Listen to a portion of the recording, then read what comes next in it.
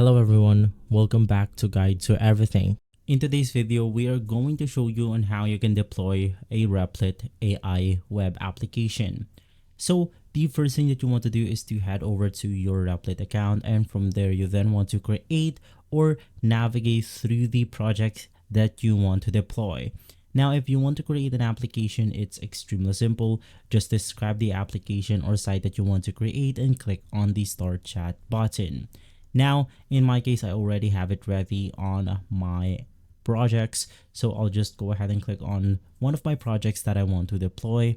And basically right after navigating through your project, all you have to do is to click on the deploy button at the top left corner of your screen.